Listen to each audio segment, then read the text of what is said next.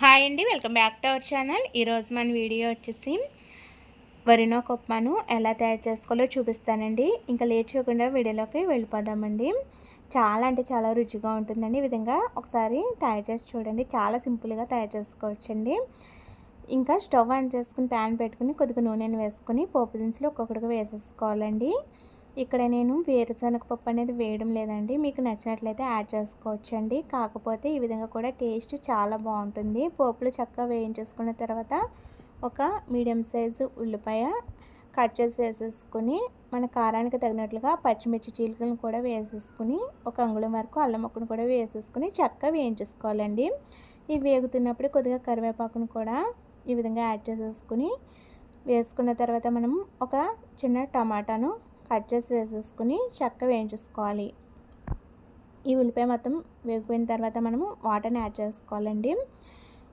ఇక్కడ మనము 1:2 రేషియోలో వాటర్ అనేది తీసుకోవాలండి.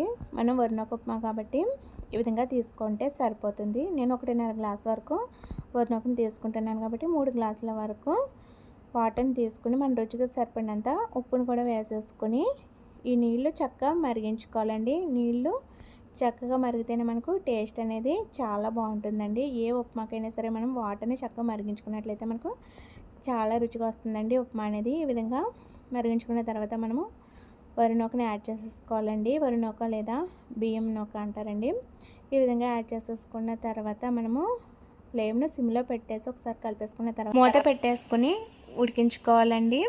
ఈ విధంగా 1 నిమిషం పాటు ఉడికిపోయిన తర్వాత మనం మూత తీసుకుని ఒకసారి కలిపేసుకోవాలి. ఈ విధంగా కలుపుకునే ముందు మనము 1 టేబుల్ స్పూన్ వరకు నెయ్యిని యాడ్ చేసుకుంటే మనకు టేస్ట్ బాగుంటుంది. అదేవిధంగా పొడి పొడిగానే ఉంటుందండి. చాలా అంటే చాలా రుచిగా ఉంటుంది. నెయ్యి కనుక వేసుకున్నట్లయితే ఈ విధంగా నెయ్యి కూడా వేసేసుకున్న తర్వాత చక్కగా కలిపేసుకున్న తర్వాత మళ్ళీ మూత పెట్టేసేసుకుని చక్కగా ఉడికించేసుకోవాలండి. మరో కొద్దిసేపు ఉడికిపోయిన తర్వాత మనకు దానిలో ఉన్న వాటర్ అంతా ఇంకిపోయి ఉప్మా అనేది చక్కగా ఉడుకుతుందండి. ఈ విధంగా ఉడికిపోయిన తర్వాత మనకు తెలిసిపోతుంది కదా, మనకు ఉప్మా అనేది రెడీ అయిపోయినట్లేనండి. ఈ విధంగా మరొకసారి కలిపేసేసుకొని మనము స్టవ్ ఆఫ్ చేసేసుకుంటే ఎంతో రుచికరంగా ఉండే వరినొక ఉప్మా అనేది తయారైపోయినట్లేనండి.